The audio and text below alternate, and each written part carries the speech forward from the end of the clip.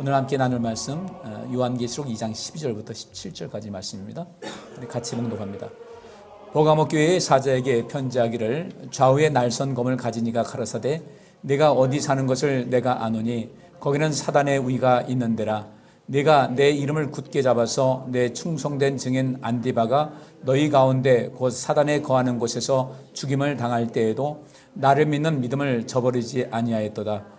그러나 네게 두어 가지 책망할 것이 있나니 거기 네게 발람의 교훈을 지키는 자들이 있도다.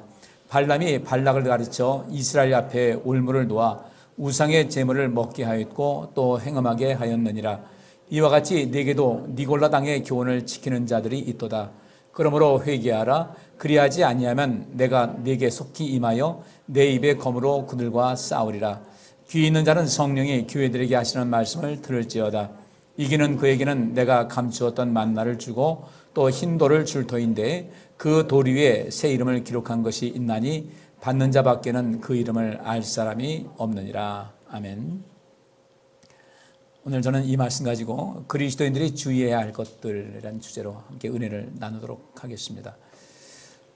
이 버가모 교회의 그 지형적인 것을 보게 되면요, 여기 좀 지중해고요, 지중해고 지금 여기 있는 것이 나옵니다. 여기 버가모 교회, 그러니까 네 방향으로 하면 이 버가모가 가장 북쪽에 있고 그 밑에 두아디라 교회, 그러니까 요한계시록 2장과 3장에 나오는 7교회입니다. 4대 교회가 있고요. 그다음 빌라델비아 교회, 에베소 교회, 또 라우디게아 교회가 이렇게 나와 있습니다. 이 지역은 전부 다 터키 지역입니다. 터키 지역이고, 그런데 여기는 지중해고 여기는 이제 흑해죠.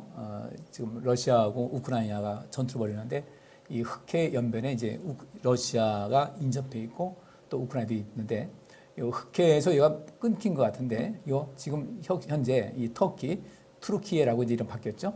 이 터키의 그 영토는 여기까지 합니다. 요 큰 땅하고 여기는 강해요. 여기 강이 아니라 바다입니다. 여기 좀 붙어 있는 것 같은데 이제 여기 떨어져 있습니다. 떨어져서 여기 요만큼 정도 해가지고 터키고 여기가 그리스가 되고 이게 이탈리아 이렇게 됩니다. 여기는 이스라엘이 여기 있고요. 여긴 이집트가 있고 여기 리비아 뭐 이렇게 여기 또 이제 그 시리아라는 나라든지 이렇게 여기 있는데 가장 북쪽에 머물고 있던 이 버가모 지역이 오늘 본문에 있는 그런 말씀이에요. 그러니까 옛날부터 이 지역이 상당히 그 분쟁이 많았던 그런 지역입니다.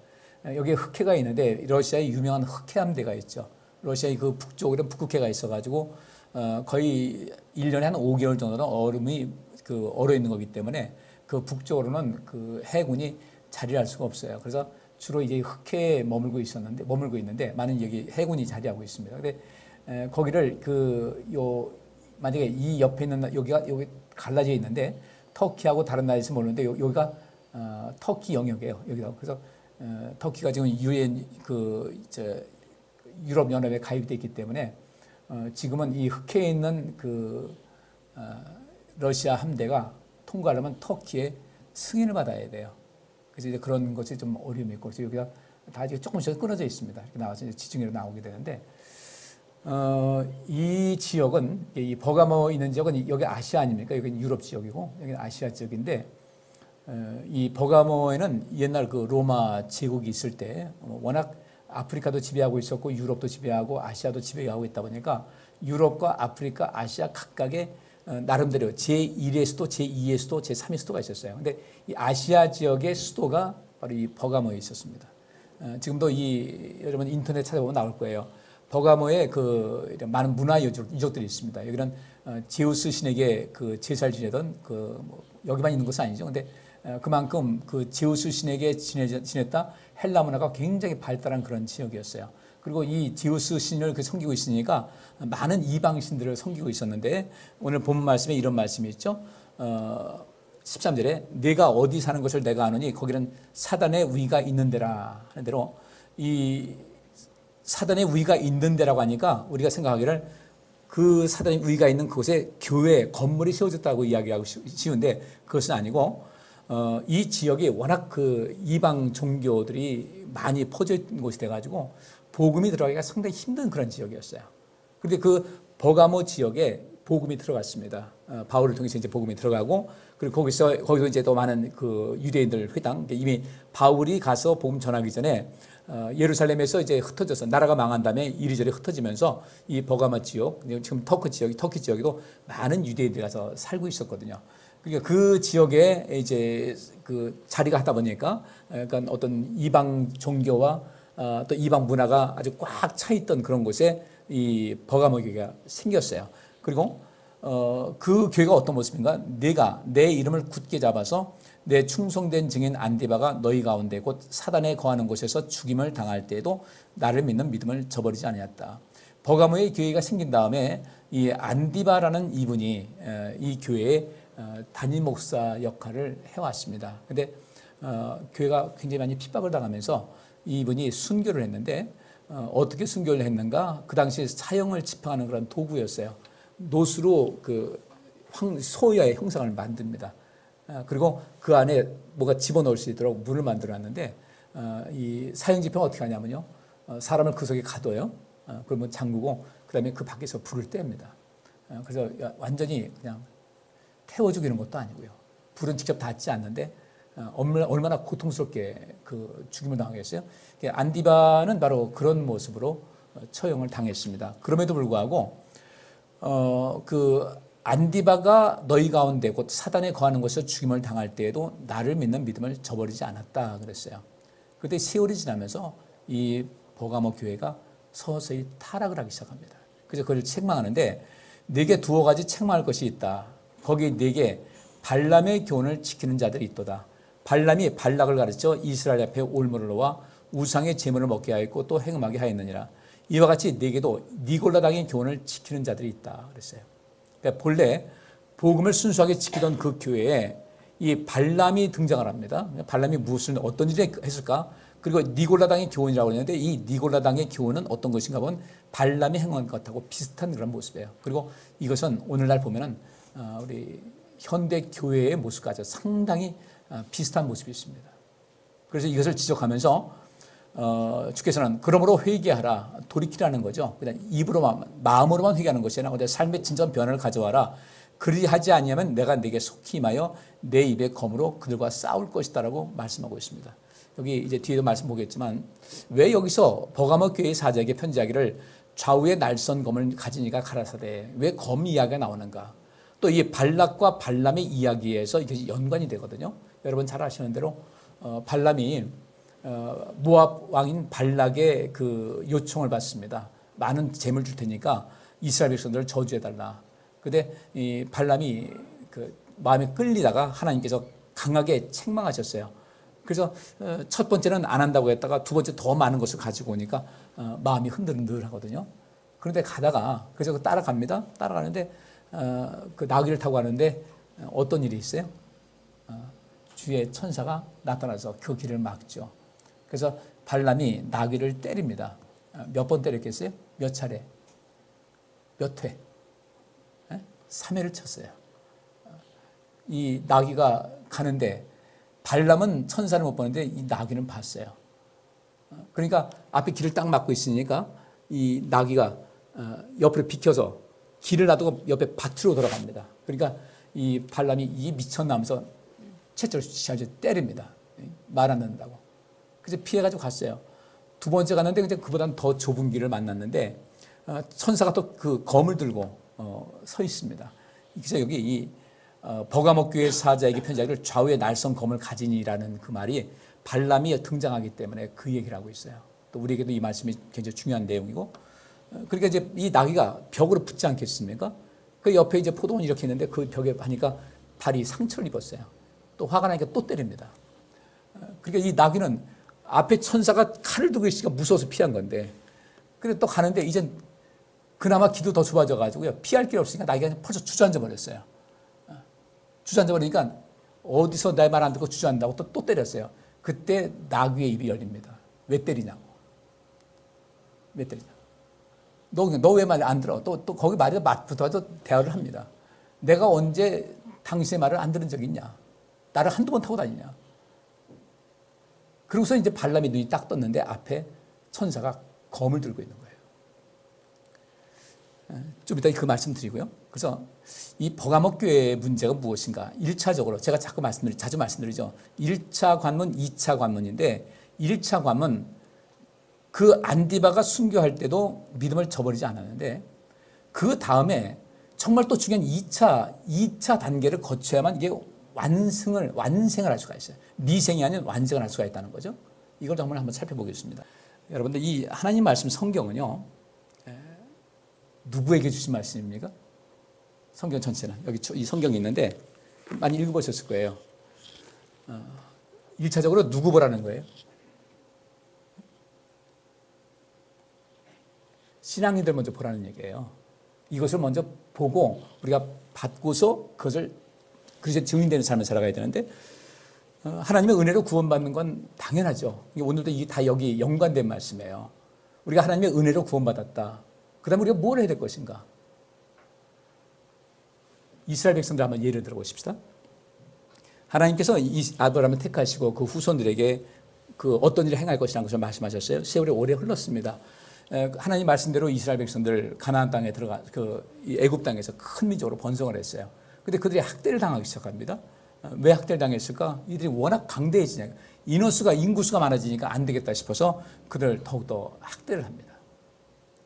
그래도 여전히 자녀들 계속 나니까 이제 이거 피곤하게 만들어야 되겠다. 그래가지고 더 학대를 했는데 마찬가지예요. 이때 하나님께 막 부르셨습니다. 우리 못 살게 너무 고통스럽습니다. 했더니 하나님께서 이 모세를 통해서 이들을 인도하시라고 합니다. 근데 모세는 하나님이 어떤 그 광야에서 이렇게 가시떨기 나무가 있는데 그게 막 불타고 있는 불이 붙은 거예요. 근데 여러분들 가시나무를 보셔서 아시겠지만은 그 나무 줄기가 굵어요, 자라요. 그리고 이파리 또 크지도 않아요. 그래서 한번 불 붙으면요 가시나무는 금방 타서 없어지는데 가시떨기 나무 늘상 보는 건데 불 봤는데 불 붙으면 저 정도면 금방 탈 텐데 이게 불은 붙었는데 타진 않는 거예요.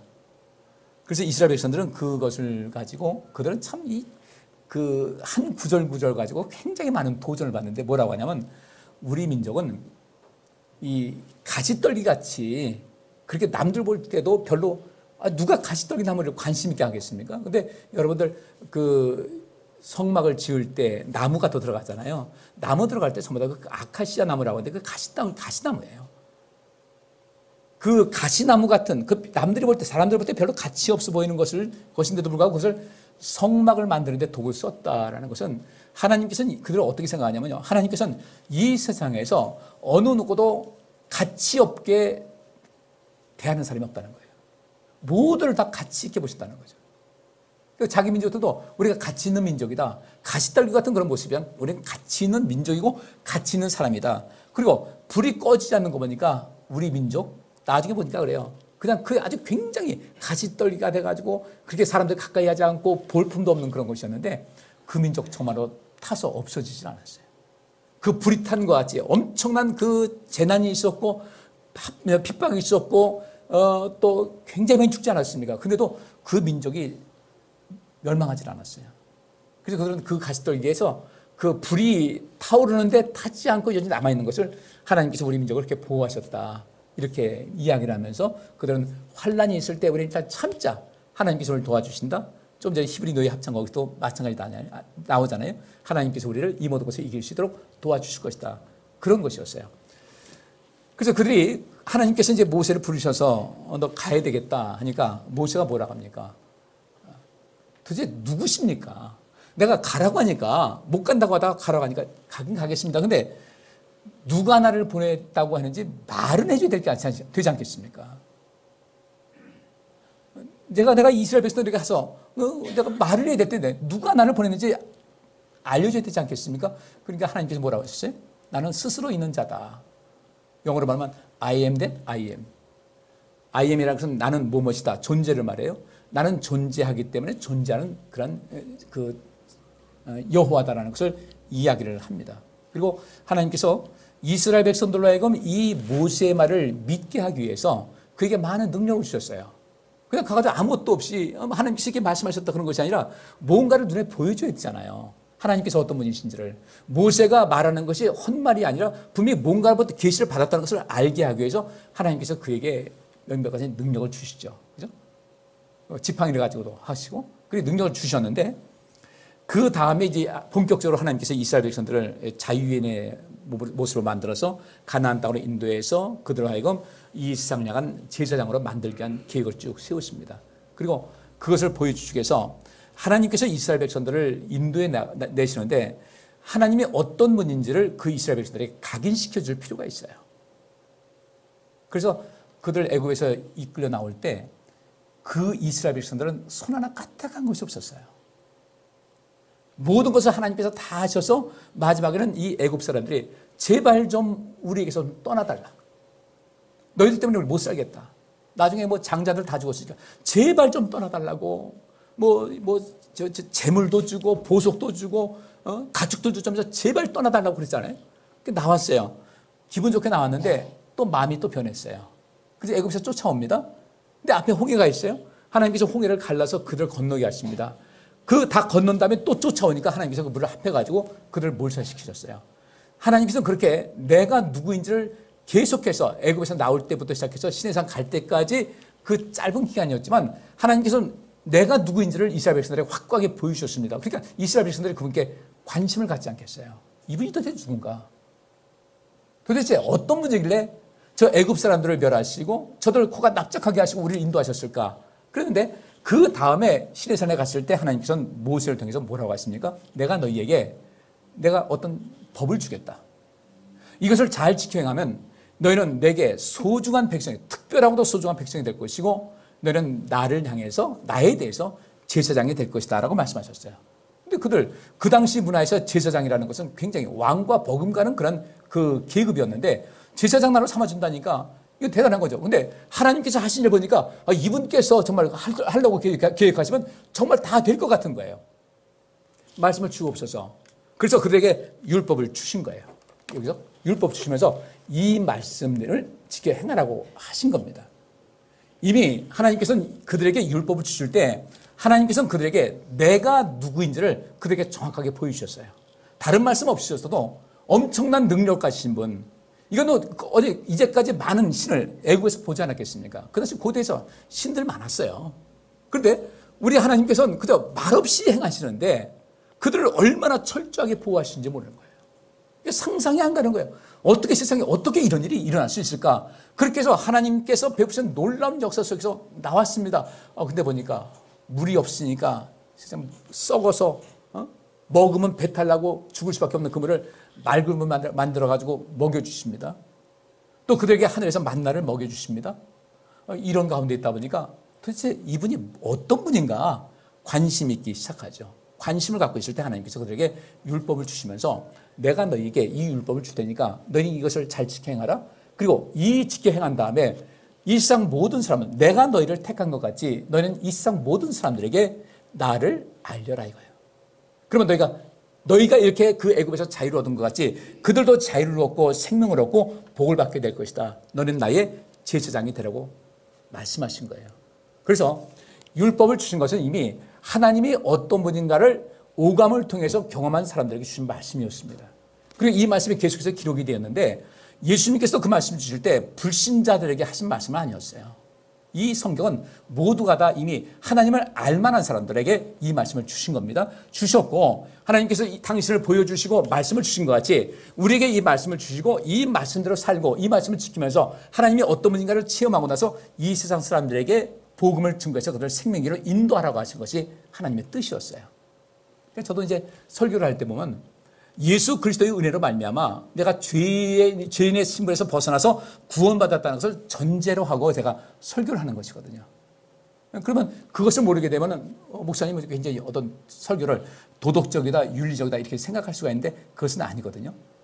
우리 성경이 이미 하나님을 알만한 사람들에게, 아는 사람들에게 이 말씀을 주신 것 같이 저도 여러분에게 말씀드릴 땐 여러분이 예수 그리스도 안에서 신앙의 체험을 하고 내가 구원을 받았다라는 어떤 어느 정도의 확신이 있기 때문에 그 다음에 말씀을 드리는 것인데, 자 보십시다.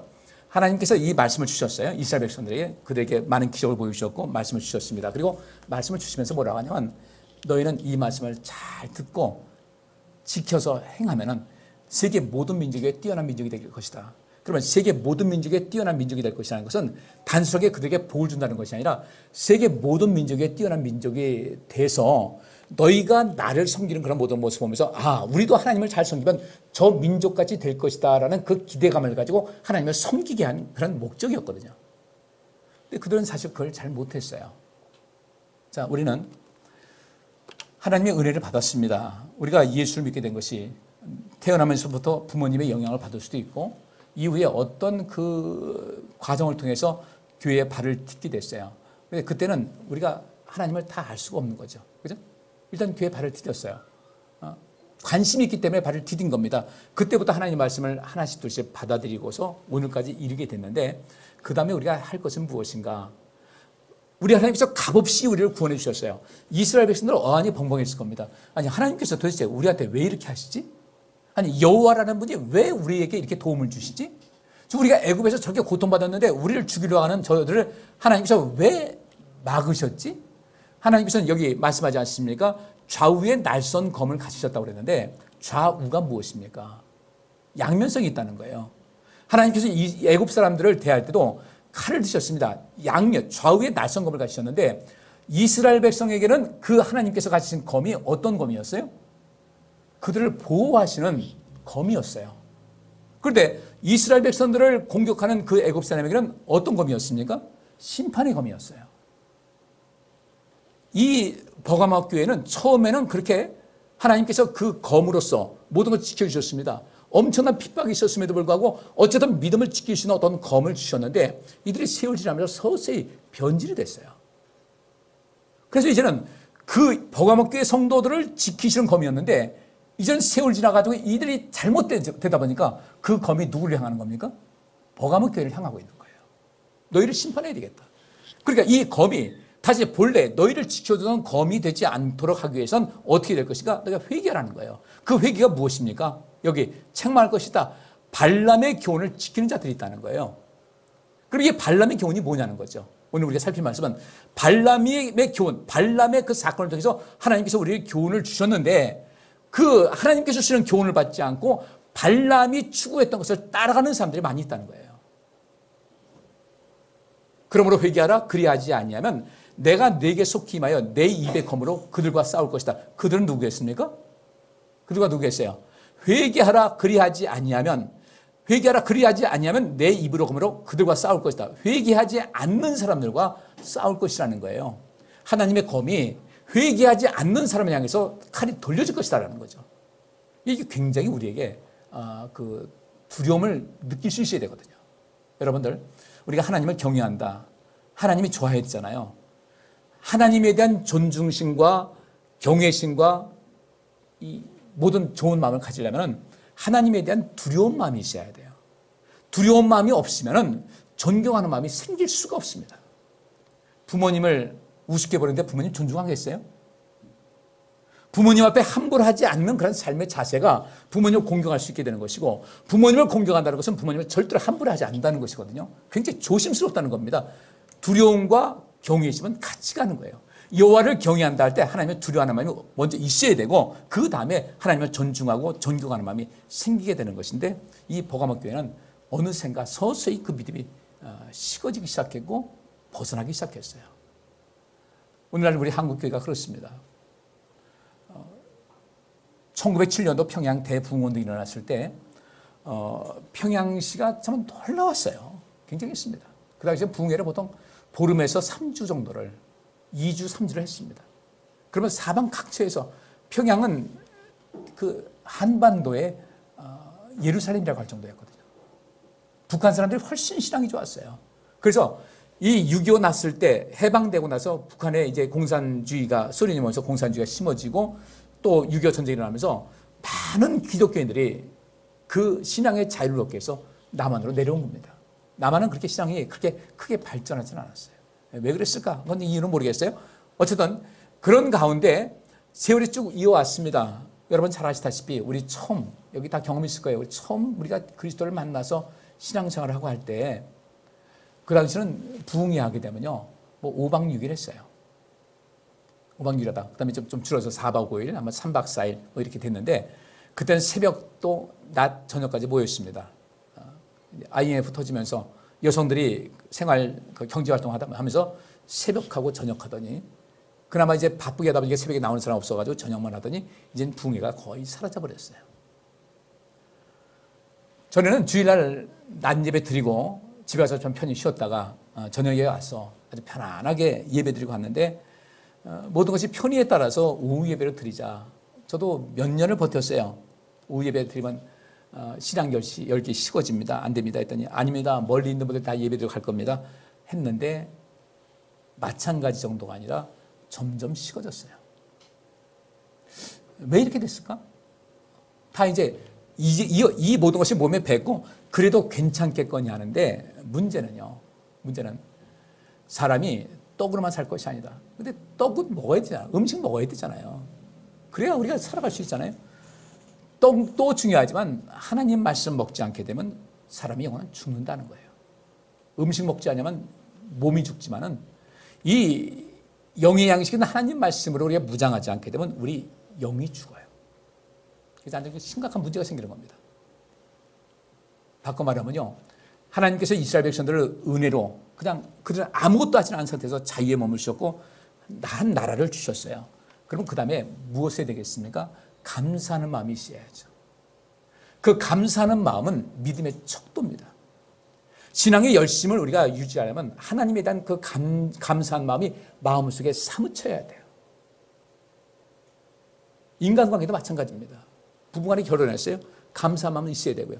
부모는 자녀에게, 자녀는 자녀에게, 또 자녀는 부모에게 이 모든 것이 있어야 되는데 모든 것이 감사가 식어졌어요. 바울이 디모데에게 보낸 편지에서 그 나오죠. 마지막 때가 되면 감사하는 마음이 사라진다. 하나님에 대한 감사가 식어지니까 하나님께 예배하는 것이든 하나님 말씀에 관심을 갖는 것이든 이런 모든 것에 서서히 이 문제가 발생하기 시작을 해요. 버가모 교회의 이야기가 남 이야기가 아니라 지금 우리 모두의 이야기가 되어버렸어요. 남의 이야기가 아니에요. 혹시 나는 이런 모습 아닌가? 혹시 나는 이렇게 하나님께로부터 안전하다고 생각했는데 좌우의 날성검을 가지신 하나님께서 그 검을 나에게 돌리고 있는 것은 아닌가? 이스라엘 백성도 그래서 그 나라가 망하지 않았습니까? 하나님께서 칼로 우리를 뭐 쳐서 죽이고 그런 것은 아니라 할지라도 우리가 엄청난 책망이 있을 텐데 문제가 있지 않겠나? 회개하게 되면 어떻게 되는가? 귀 있는 자는 성령이 그들에게 하시는 말씀을 들을지어다. 이기는 그에게는 내가 감추었던 만나를 주고 또 힘도 줄 것이다. 감추었던 만나가 무엇입니까? 이스라엘 백성들이 광야를 헤맵니다. 하나님 말씀을 받고 또 성막을 짓는 가운데 한 1년 남짓한 기간을 그들은 그 시내섬에서 정착을 했고 그 다음에 이제 한 38년 정도를 광야에서 지냈는데 그 광야에서 지내는 가운데 고통도 있었지만 그들이 얻은 것은 굉장히 많았어요. 자, 우리 한번 상상해 보자고요. 이스라엘 백성들이 굉장히 많은 일을 벌어져요. 자, 여기 감췄던 만나 놔두고 여기 한번 말씀 보겠습니다. 민수기 22장 1절부터 6절까지 우리 발람과 발락이 된 이야기 우리 본문에 나왔으니까 제가 읽습니다. 이스라엘 자손이 또 진행하여 모압 평지에 진쳤으니 요단 건너편 곧 여리고 맞은편이더라. 십볼의 아들 발락이 이스라엘이 아모리인에게 향한 모든 일을 보았어요. 아모리인 굉장히 강한 민족이었는데 그들은 추풍낙엽같이 몰라 그랬어요. 이것을 모압이 봤습니다. 모압이라는 그 지역 사람들이 봤어요. 모압이 심히 두려워했으니 이스라엘 백성의 많음을 인함이라. 모압이 이스라엘 자손의 영거로 번민하여 미디안 장로들에게 이르되 이제 이 무리가 소가 밭의 풀을 뜯어먹은 같이 우리 사면에 있는 것을 다 뜯어먹으리다 하니 때에 십볼의 아들 발락이 모압 왕이었어요. 여기서는 모압이 두려워했다고 그랬잖아요. 왕뿐 아니라 모압 사람들 전부 다 두려워했던 겁니다. 그래서 그가 사자를 부올의 아들 발람의 본향 강변 부돌, 강변이라는 것은 유프라데스 강입니다.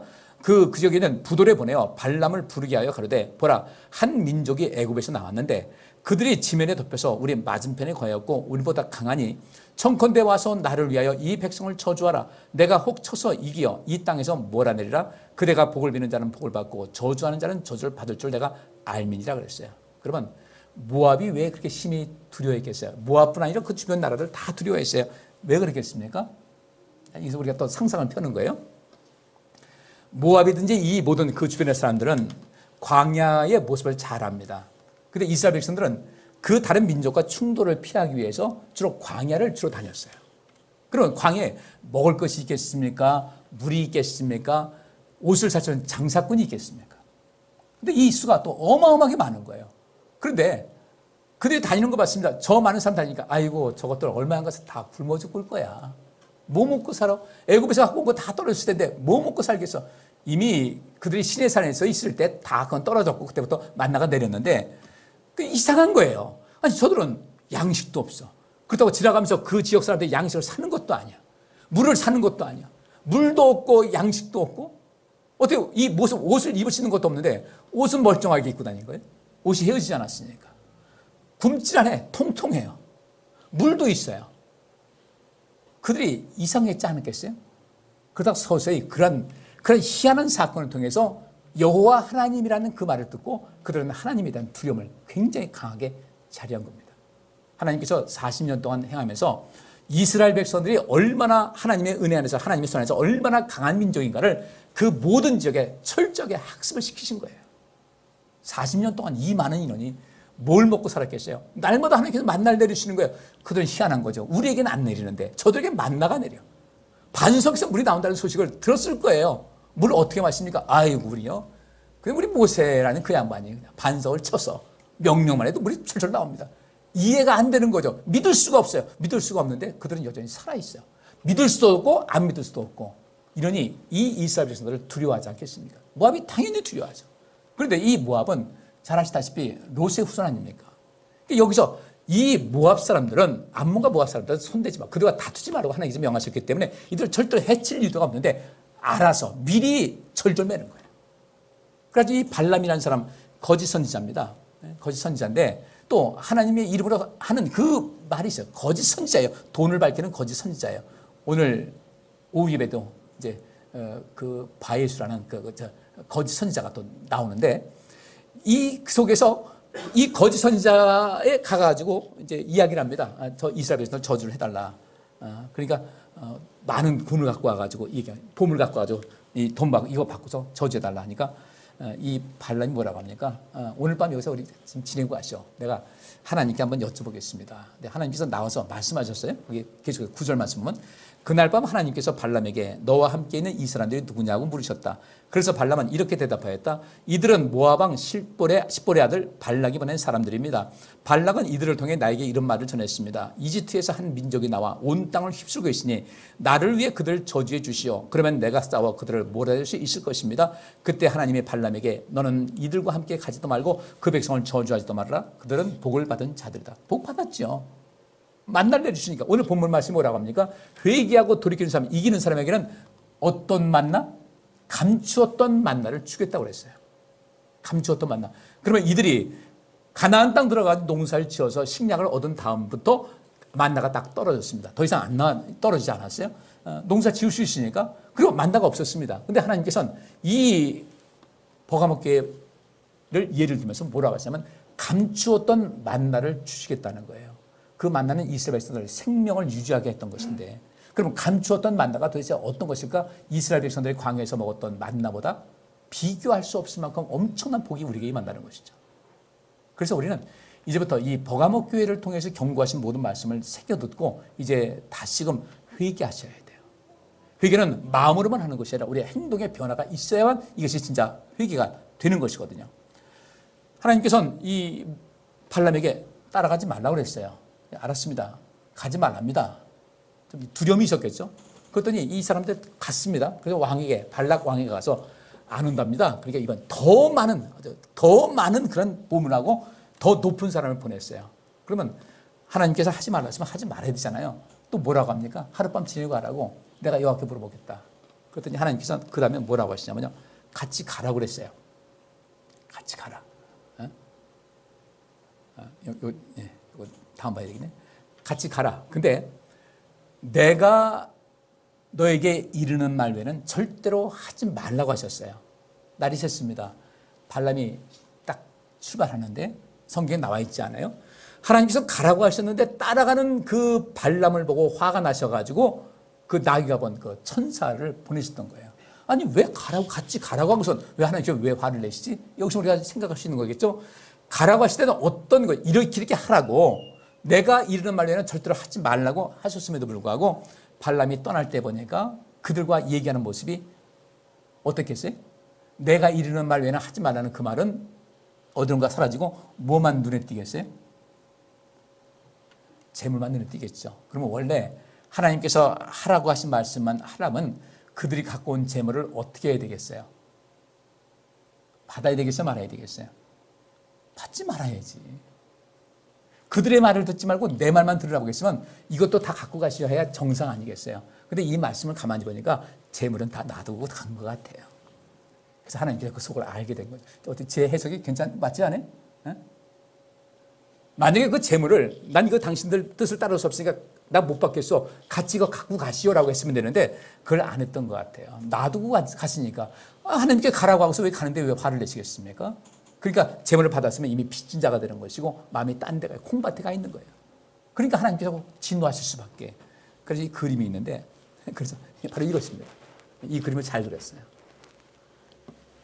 깨달음을 주기 위해서 나귀의 눈에 천사를 보게 했는데 이 발람은 못 봤어요. 그래서 아까 말씀드린 대로 3차례 나귀를 이 막대기 여기 있죠. 이 막대기로 때리는 겁니다. 나귀는 억울해 죽겠는 거예요. 길을 막고 서 있는데 어떻게 하겠냐. 말 안 듣는다고 막대로 3차례나 밭으로 옆길로 간다고 때리고 또 벽에 붙어 간다고 또 때리고 주저앉았다고 때리고 이 나귀가 화가 나니까 나 왜 때려? 넌 안 보이냐? 나귀보다 못한 발람이었어요. 나중에 이제 그 성경 말씀 보니까 발람이 하나님께서 하신 말씀만 다 전하고 난 더 이상 이 저주를 못하겠다라고 해서 딱 마무리는 짓는데 25장에 또 이런 이상한 말씀이 나옵니다. 22, 23, 24장에 발람의 행태가 나오는데 그 24장 보면 하나님께서 하신 말씀만 다 해서 뭐 이스라엘 백성을 축복합니다. 나중에 이 발람이 이스라엘을 축복하는 것을 보고 그냥 떠나버려요. 가라고. 나 상종 안 하겠다. 그런데 25장에 이런 말씀이 나와요. 바로 이어서 이스라엘 사람들이 시딤에 머물러 있을 때 그들은 모압 여자들과 음란한 짓을 하기 시작하였다. 이 음란한 짓을 한다는 것은 무엇이냐면요. 그 모압 사람들이 섬기는 그 신을 향한 어떤 제사 방법인 거예요. 여러분 우리나라에도 JMS인가 정명 누구 있잖아요. JMS 해가지고 또 이단들 많이 있지 않습니까? 그래서 그들은 뭐라고 합니까? 교주들하고 그 많은 여성들에게 뭐라고 그래요? 뭐 해야 된다? 피가름해야 된다는 거죠. 피를 섞어야 된다. 그래서 이 음란한 어떤 이 짓을 행하는 겁니다. 그래가지고 거기서 이 음란한 짓을 하는 것은 우리나라에 있었던 그런 많은 이단들이 그렇게 해가지고 많은 여성들을 성폭행하고 이런 모든 것이 그런 근거, 과거에 이런 모든 것이 다 있었어요. 그래서 이 음란한 짓을 한다는 것은 다른 것이 아니라 그들의 종교 행위에 몸을 담기 시작했는데 이것을 봤을 때 도대체 왜? 그러면 모든 것은 24장까지 보면 발람이 하나님 말씀을 들은 것 같이 나와 있고 하나님께서 말씀하신 것을 이스라엘 백성을 축복해서 발락에게 쫓겨난 것 같이 이야기를 하는데 왜 갑자기 이 말씀이 나왔고 오늘 버가모 교회에서는 왜 발람의 그 가르침을 따른다는 말씀을 왜 했을까? 보면 이 사건이 있은 다음에 발람이 뭔가 엉뚱한 짓을 하긴 한 거예요. 제가 되게 추측해 봅니다. 발락이 보내면서 또 어떤 것을 이야기했을 것 같아요. 다른 방법 없겠냐. 그랬을 때 이스라엘 백성들의 그 지도자를 정신을 빠지게 하면 되겠다. 그 지도자를 휘어잡아가지고 그들을 잘못되게 하면 이들은 다 무너질 것이다 라고 얘기했던 것 같아요. 왜냐하면 이스라엘 사람들이 시딤에 머물러 있을 때 그들은 모압 여자들과 음란을 시작했다. 모압 여자들이 왜 왔겠어요? 네? 왜 왔겠어요? 여기서 발람이 발락에게 코치를 하지 않았나. 그래서 버가모 교회 심판하실 때 하나님께서 이 발람을 소환하시는 거죠. 그 여자들이 이스라엘 사람을 자기 신들의 제사에 초대했고 이스라엘 사람은 그들의 재물을 먹고 그 신들에게 절하했다 그랬죠. 그들의 재물을 먹고 그 신들에게 절하했다. 여기 뭐라고 나와 있습니까? 14절. 그러나 네게 두어 가지 책망할 것이 있나니 거기 네게 발람의 교훈을 지키는 자들이 있도다. 발람이 발락을 가르쳐 이스라엘 앞에 올무를 놓아 우상의 제물을 먹게 하였고 또 행음하게 했다. 그러니까 발락에게 코치를 해가지고 이런 방식으로 여자들 보내서 우리 신에게 제사 지내자. 그래서 이 음행을 하는 이런 모든 것을 조건을 남겼고 여기서 사람들이 빠져 들어갔는데 어떤 사람이었을까 봤더니 4절 보니까 그때 여호와께서 모세에게 말씀하셨다. 그래서 모세는 바르게 자라는 사람들을 모두 처형하라고 했어요.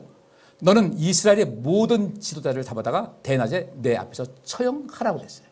하나님께서 하신 명령입니다. 그러면 이 백성에 대한 나 여호와의 분노가 사라질 것이다. 이스라엘 재판관들에게 그래서 지시하였다. 발람이 발락에게 코치를 했고 발락은 그 말 따라서 이스라엘 백성들에게 이 여자들을 침투시켜서 이렇게 이방신을 섬기게 한다는 그런 방법을 해가지고 이 모든 지도자들을 휘어잡은 거예요. 이스라엘 백성들 과거에도 있지 않습니까? 정탐꾼 10명 보냈는데 10명의 정탐꾼이 짜고 거짓보고를 해가지고 그 밤에 모든 이스라엘 백성들이 울고불고 난리가 나서 40년 동안을 광야에서 지내게 됐는데 똑같은 방법을 여기서 쓴 거예요. 그러면 이것이 오늘날 교회에 이것과 무슨 상관이냐는 거죠. 이 버가모 교회에서 이 니골라당이라는 것은 바로 이 발람이 한 것과 유사해서 이야기하고 있는데 니골라당이 한 것은 무엇인가? 오늘날 말하면 구원파의 그 이론을 이야기한 겁니다. 우리 구원받았으니까. 그 다음에 그래 적당히 살면 되지. 이렇게 하는 거예요. 저는 목사로서 인생 살아가면서 우리 한국교회의 이 구원파적인 요소가 굉장히 깊게 파고들어야 되는 거죠. 이 버가모 교회의 그런 모습이요. 사람은 어차피 죄인이에요. 죄인인데 어쨌든 죄인인데도 죄와 싸움을 할 수 있어야 되는데 아주 내놓고서 이래도 된다라는 의인식을 갖고 있다는 거죠. 그러니까 지금 한국교회 보세요. 다 그렇게 되잖아요. 우리가 기본적으로 하나님께 해야 될 예의는 지켜야 되잖아요. 그죠? 발람이 사람을 꼬입니다. 발람이 하나님께서 경고하시니까 벗어나라고 했지만 하나님께서 경고를 받으셔가지고 그에게 칼을 겨누고 있으니까 제가 잘하겠습니다. 그거 무서워가지고 발락의 말을 듣진 않았는데 나중에 발락이 와서 또 꼬인 거예요. 여기 있잖아요. 여기 발람이 발락을 가르쳐 이스라엘 앞에 놀물을 놓아 우상의 제물을 먹게 하고 또 행음하게 했다. 여기 또 있지 않습니까? 이스라엘 사람들이 어떻게 했어요? 그 여자들이 이스라엘 사람을 자기 신들의 제사에 초대하였고 이스라엘 사람은 그들의 제물을 먹고 그 신들에게 절하였다. 이게 누가 코치했다고 보는 거예요? 결국 다른 건 아니에요. 여기 있는 대로 발람이 그렇게 한 거예요. 우리는 그 게임에 빠지지 말자는 거죠. 신앙생활 대충 하지 말고 여러분들 우리 하나님께 가서 생명을 얻는 것은 좁은 문으로 들어가라 좁은 길로 가라고 하신 말씀대로 신앙의 이런 모든 것을 철저하게 보수적이어야 돼요. 쉽게 이 정도면 될 것이다 하지 마시고 이건 좀 더 문을 좀 좁히자. 제가 지난주도 말씀드렸죠. 구원에 가는 것은 우리가 가는 그 문을 좀 좁게 만들자. 합격 점수를 그 커트라인 좀 높이자는 거예요. 이만큼이 진짜 이것이 커트라인인데 우리는 이만큼 낮춰놓고서 이거 괜찮겠지. 그러니까 우리는 미생 상태에서 여전히 머무르고 있는 건 아닌가요? 버가모 교회가 바로 그랬습니다. 그러니까 우리가 하나님 앞에 마땅히 감사하면 감사한 마음으로 예배하고 감사한 마음으로 하나님 말씀 듣고 이 말씀은 우리가 그저 은혜로 구원받았잖아요. 우리가 어떤 행위, 우리가 잘해서 이스라엘 백성들이 어떤 자기들이 공로로 빠져나온 건 아니잖아요. 절대적인 하나님의 은혜로 구원받았으면은 그 다음에 하나님의 은혜 감사해서 성화되는 삶을 살아가야 되잖아요.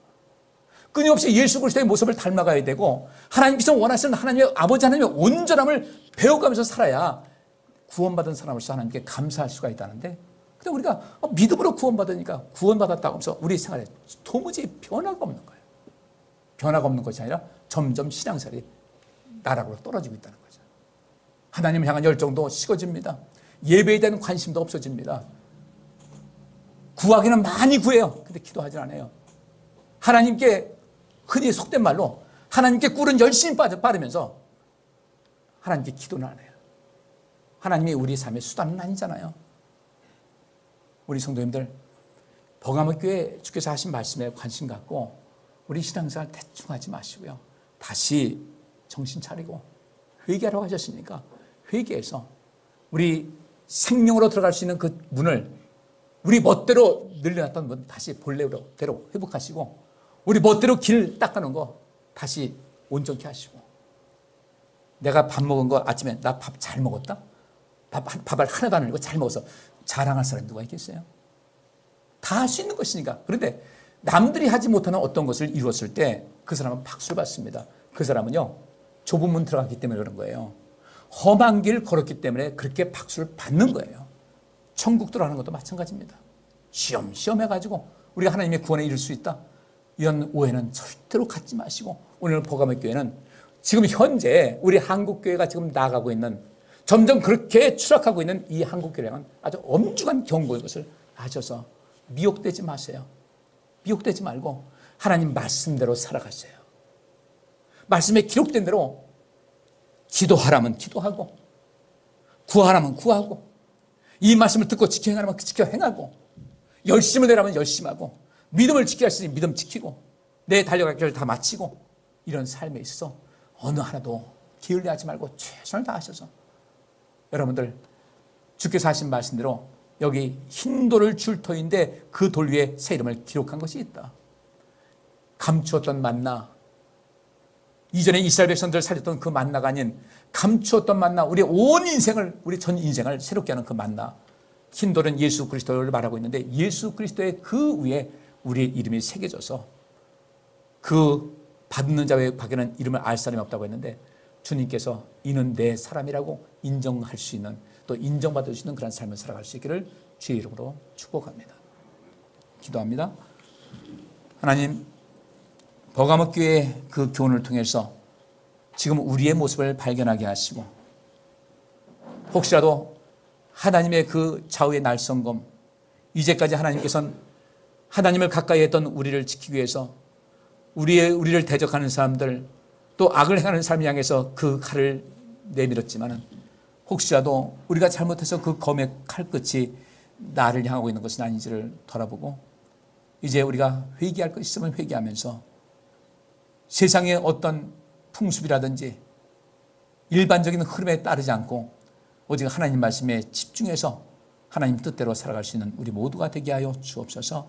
그 길이 내가 살 길인 것을 알고 그 길만을 걷게 하여 주옵소서.